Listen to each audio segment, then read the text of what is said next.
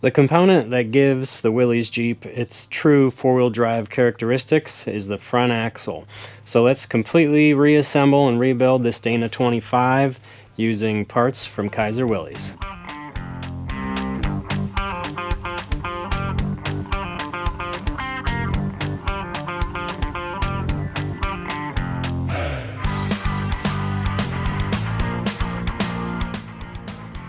Before we can rebuild, we have to remove all the old bearings and seals. You can never go wrong with a good Timken bearing.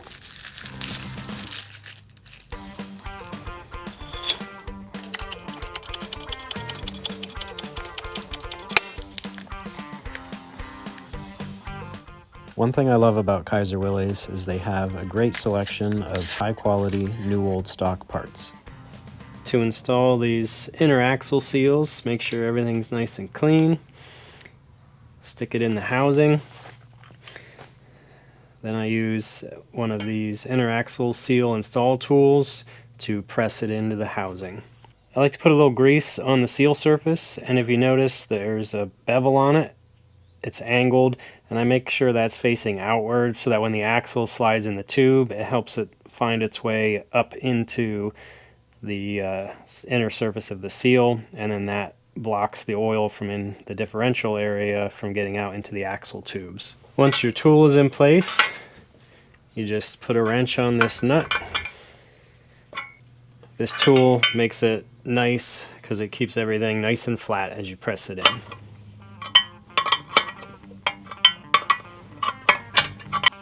Then it's the exact same procedure on the other side. I highly recommend one of these seal install tools because you really can't get a hammer in there. So it's really easy to damage the seal or get it in there crooked. So having one of these inner axle install tools makes this job a breeze. And once you buy it, it's one of those tools you might only use once in a while, but when you do, it makes your life so much easier. Next up, I'm miking the inner pinion shim thickness. So we took out 28 thousandths. I'm going to put 28 thousandths right back in, and we're going to hope that that gets us close on the gear pattern. I'm going to follow that up with our setup race. So that's this inner pinion race. It's the outer race for the inner pinion. It goes down in there, and that allows me to take this in and out easily when we need to adjust the shim thickness. Next step is the outer pinion cup, another beautiful Timken bearing. This one doesn't have any shims behind it, so we can drive that right down in.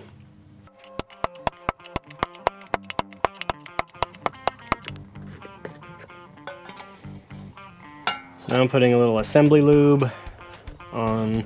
This is a test bearing made from my last video, so check that out to see how to make these. You just want some lubrication on the bearing so that you're not putting it in dry. So I make sure I have all my shims in, my test race is in there, everything's lubed up. Got some lube on the other test bearing, and you just slide that all together. Once you get the bearing on there, it should hold everything in place. Then put your oil slinger washer in, and remember, the seal is always the last thing to go in. Now we'll just snug it up and see how the preload feels. Remember, we're looking for that 15 to 20 inch-pounds of resistance. So you can see I'm turning it here with one finger.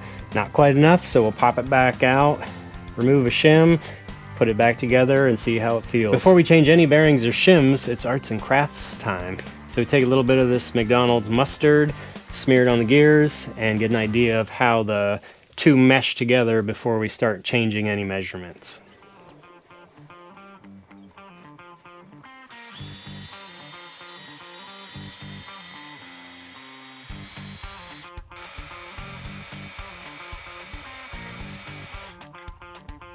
When you're setting up used gears, you kind of are trying to just find where they're already kind of worked into. It's hard to get a perfect pattern on a set of gears that are already worn in. So I'm looking at this side, and I have a really good pattern there. It's got good depth, and it's kind of favoring towards the middle of the gear, which is what we're after. But on the back side, it's not too bad, but it's definitely favoring towards the inside. So another thing we're checking is backlash, and so I think we really don't have any backlash with where it's set up right now. So I'm going to add some backlash in there before I change anything else, because I think when we get that sweet spot for backlash, which I'm going to shoot for probably around 8 thousandths of backlash, I think that's going to move this pattern towards the middle. So our preload on the carrier is good, pinion preload's good. I just want to walk this towards the center a little more. If I can get that, I'm happy with this, especially with a set of good used gears like we're dealing with. So far it's looking pretty good. Before I can put the test bearings on the carrier, we got to get the old bearings off.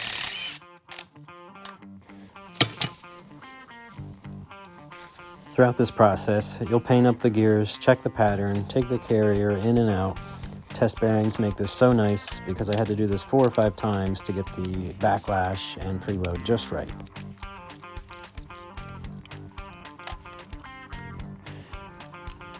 Once you have the preload set, you're just moving shims from one side to the other, getting the backlash correct, and making sure your pattern stays good as you make little changes.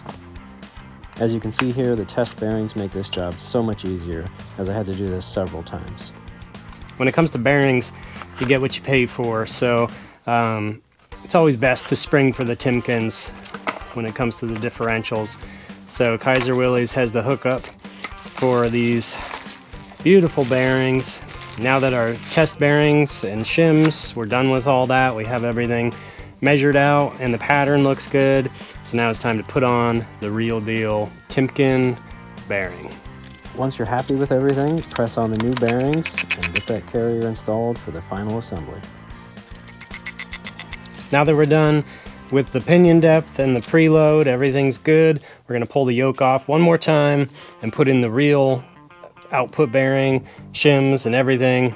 Now remember, the seal is always last, so I'm still going to put the yoke on with the real bearing, check the final preload just in case there's any difference, and then we'll pop it apart one more time, put the seal in, and then this thing's ready for full assembly.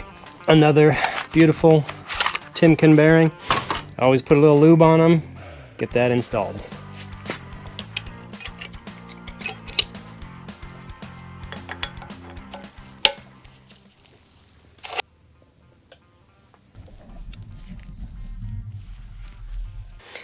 All the test races are out, the shims are in, we have all the new bearings, everything's good.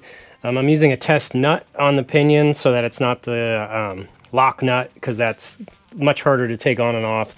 And we're using the beam style torque wrench, and we're looking for, I like to get it right around 15 inch-pounds, 15 to 20, and we're right on the mark. So that means the pinion is done, so all I have to do now is pop the yoke off, put the seal in, and then put the locking nut on the pinion yoke, and then it's ready for the carrier and move on to the next step. So the pinion yoke comes off one more time.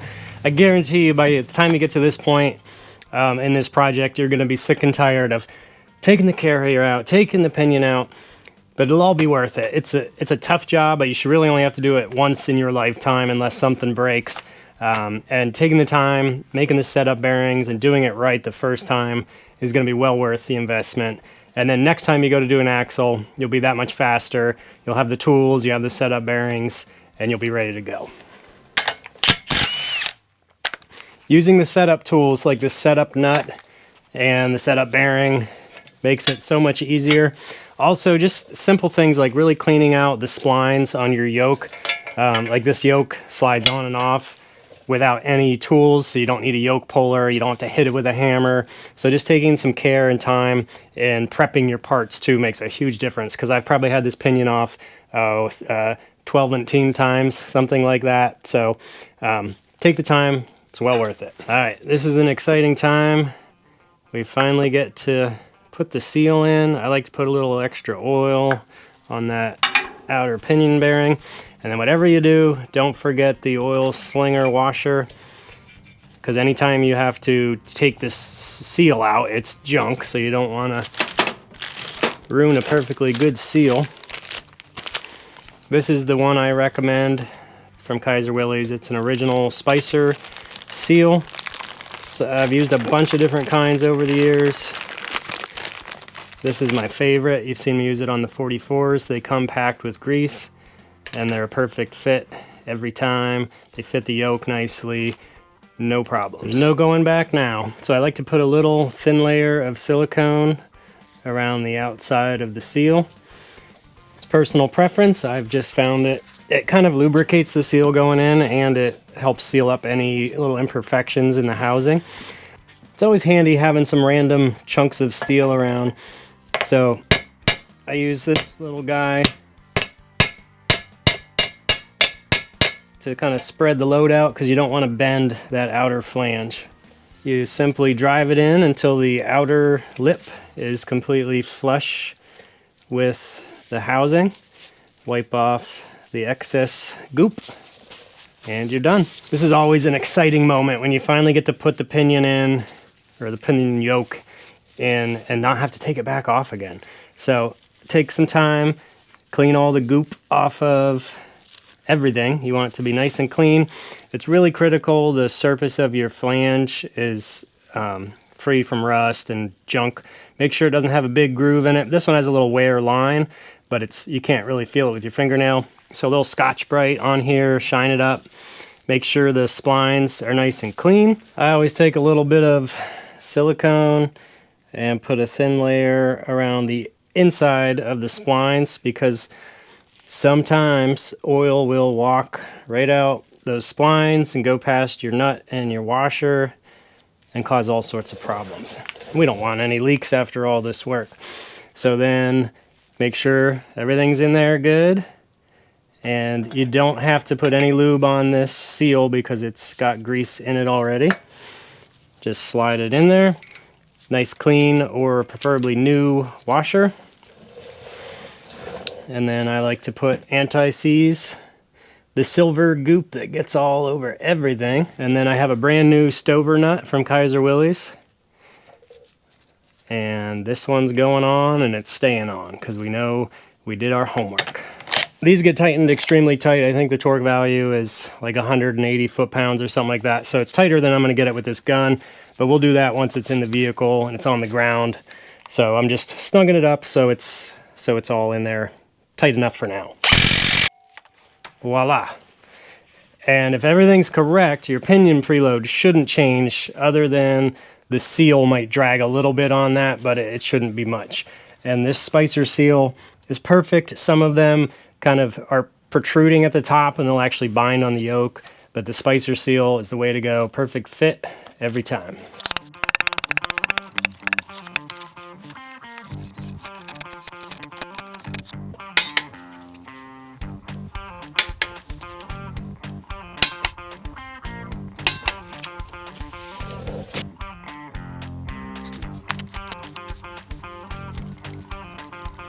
As with any project, in my opinion, it comes down to the final details. Are you going to skip those? Are you going to go the whole way through and do it to the best of your ability? And Kaiser Willys helps make that possible, because they have every single part right down to the little finishing touches. So why not make your life easier? Get rid of that rusty hardware. Put in a nice new drain plug.